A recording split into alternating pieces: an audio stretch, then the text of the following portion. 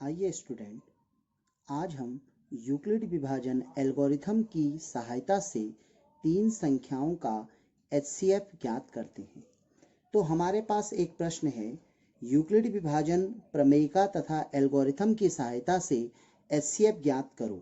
पहला प्रश्न है 12, 15 और 21, दूसरा है 40, 36 और 126, तीसरा है 84, 90 और 121, चौथा है 24, 15 और 36।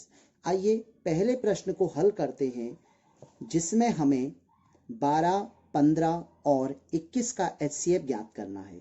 जब हमारे पास तीन संख्याएं होती हैं तो इसमें हम दो का संयोजन करके यानी दो के कॉम्बिनेशन में हम दो संख्याओं का पहले एचसीएफ ज्ञात करते हैं। तो हमने यहाँ पर फर्स्ट पार्ट लिया, जिसमें हमने 12 और 15 का एचसीएफ ज्ञात करने के लिए यूक्लिड विभाजन प्रमेयिका का प्रयोग करा। 12 और 15 में 15 बड़ी संख्या है, इसलिए हमने 12 से 15 में भाग दिया। 12 एकम 12, शेष आया 3। तो पहला स्टेप हमारे पास बना 15 बराबर 12 गुणा 3 धन 3। अब हमारे पास शेष 3 है और भाजक 12 है, तो हम 3 से 12 में भाग देंगे। 3 से 12 में भाग दिया, 4 बार भाग गया और शेष आया 0। तो हमारे पास स्टेप दूसरा बना 12 बराबर 3 गुणा 4 धन 0। हमारे पास शेष 0 आ गया है, अतः हम यहाँ पर पहले पार्ट को समाप्त कर देंगे और इस प्रकार हमने अंत में जो भाग दिया वह 3 से दिया, इसलिए 12 और 15 का जो एचसीएफ है वो आया हमारे पास 3। अब हम दूसरे पार्ट में बढ़ते हैं आगे की ओर। 12 और 15 का हमने ज्ञात कर लिया है, अब हम ज्ञात करेंगे 12 और 21। मैं पहले कह चुका हूं दो के कॉम्बिनेशन में लेके चलेंगे।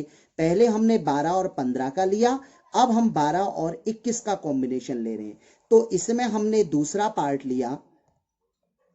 सेकेंड पार्ट में हमने 12 और 21 में 21 बड़ा है, 12 से भाग दिया, 12 एकम 12, शेष आया 9। तो पहला स्टेप बना 21 बराबर 12 गुणा 1 धन 9।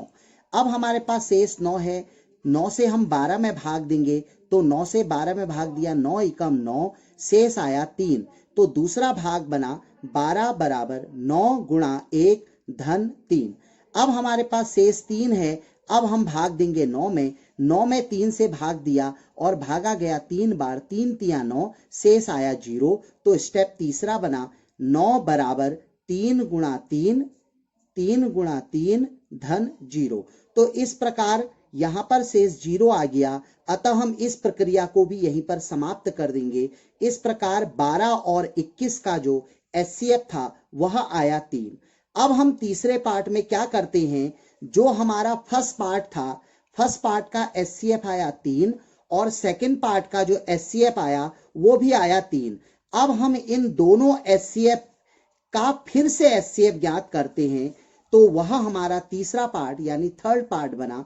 तो इसमें हम फर्स्ट पार्ट और सेकंड पार्ट का एचसीएफ ज्ञात करेंगे। तो फर्स्ट पार्ट का भी एचसीएफ 3 है और सेकंड पार्ट का एचसीएफ भी 3 है। 3 और 3 का एचसीएफ में 3 से 3 में भागा दिया एक बार, तो 3 एकम 3, शेष आया 0। यानी पहले ही चरण में इसका शेष 0 आ गया, अतः पहली प्रक्रिया में ही यह समाप्त हो जाएगा। तो हमने लिखा 3 बराबर 3 गुणा 3 गुणा 1 धन 0। तो हमने 3 से भाग दिया था, तो इस भाग का एचसीएफ आया 3। और यही हमारा पूरे प्रश्न जो हमारे पास 12, 15 और 21 था उसका एचसीएफ होगा। 12, 15 और 21 का एचसीएफ आया 3।